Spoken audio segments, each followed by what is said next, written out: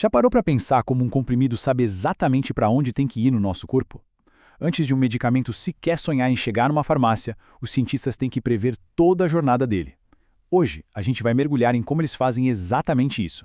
Olha, a pergunta pode até parecer simples, mas a resposta vale bilhões de dólares e, o que é mais importante, pode salvar vidas. Prever o caminho de um remédio é um dos maiores, se não o maior, desafio da ciência farmacêutica.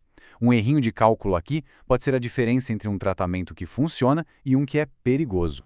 E a resposta para esse problemão todo está basicamente em 3 grandes áreas de estudo. Cada uma delas é como um degrau numa escada, sabe?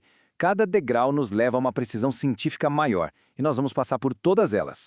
Vamos começar pelo primeiro método. Esse aqui é o mais clássico da farmacologia, o ponto de partida original de tudo, a boa e velha observação em modelos animais. A palavra-chave aqui é alometria. Tenta pensar nisso como se fosse uma espécie de tradução biológica.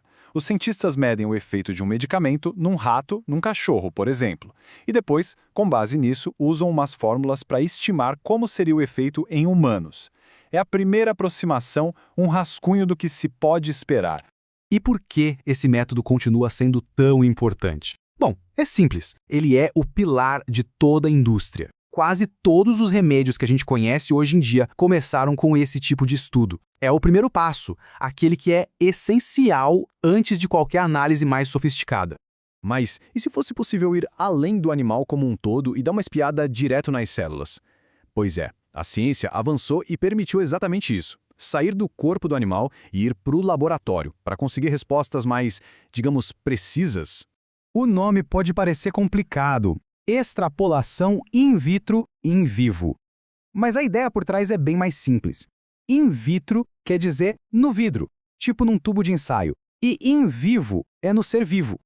O que os cientistas fazem é usar, por exemplo, células do fígado numa placa de laboratório para ver com que velocidade elas eliminam um medicamento. Depois, eles pegam essa informação e usam para prever o que vai acontecer num corpo de verdade. E é aqui que está o grande pulo do gato, a precisão. Em vez de ter só uma estimativa geral, baseada no animal inteiro, agora a gente passa a ter dados específicos sobre uma única peça do quebra-cabeça. Dá para saber exatamente como o fígado vai reagir de forma isolada. É um nível de detalhe que o primeiro método simplesmente não consegue entregar. O que nos leva, então, ao método mais sofisticado e completo de todos. Se os outros métodos eram peças soltas do quebra-cabeça, este aqui é o que tenta montar a imagem inteira. E aí nós chegamos no modelo PBPK, que é a sigla para farmacocinética baseada na fisiologia. Tenta imaginar o simulador de voo, só que para medicamentos dentro do nosso corpo. Este modelo não se contenta com uma fonte de dados só. Ele usa todas, a química do medicamento, os testes de laboratório e até os dados que vieram dos animais. É a integração máxima, o pacote completo. Construir esse modelo é quase como montar um quebra-cabeça 3D super complexo. Primeiro, entram as características básicas do remédio. Depois, as informações do laboratório. Em seguida, os dados dos estudos que já existem. Juntando tudo isso, o modelo cria um mapa virtual do corpo e simula a jornada inteira do medicamento, passo a passo. É o mais perto que a gente chega de uma bola de cristal farmacêutica. Então, o que essa comparação mostra para a gente é uma evolução bem clara. A gente sai de uma visão geral fundamental, com a alometria, passa para um foco quase microscópico, com os testes de laboratório, e finalmente chega numa visão panorâmica, que integra tudo, com o PBPK. Cada método se apoia no anterior, numa busca que não para por uma previsão cada vez mais perfeita.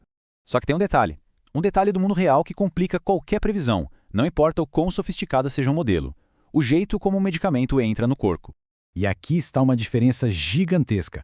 Prever o caminho de um remédio injetado direto na veia é muito, mas muito mais simples. Ele entra direto na autoestrada da corrente sanguínea. Agora, um comprimido que a gente engole, aí a conversa é outra. Ele precisa encarar toda a jornada complicada e cheia de variáveis do sistema digestivo. E isso, claro, torna a previsão um desafio muito maior.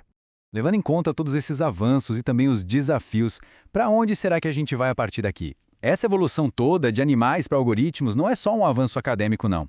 Ela está moldando de forma bem ativa o futuro dos medicamentos que todos nós podemos vir a usar. No fim das contas, tudo se resume a uma coisa. Quanto melhor a previsão, mais seguro e eficaz vai ser o medicamento. Cada passo que a ciência dá em direção a uma simulação mais precisa é um passo para longe de efeitos colaterais inesperados e em direção a tratamentos que realmente funcionam. Isso nos deixa com uma última pergunta, uma provocação. À medida que essas simulações se tornam quase perfeitas, será que estamos nos aproximando do dia em que os medicamentos não vão ser mais feitos para uma pessoa média, mas sim sob medida para a fisiologia única de cada um? É uma ideia que, com certeza, dá o que pensar.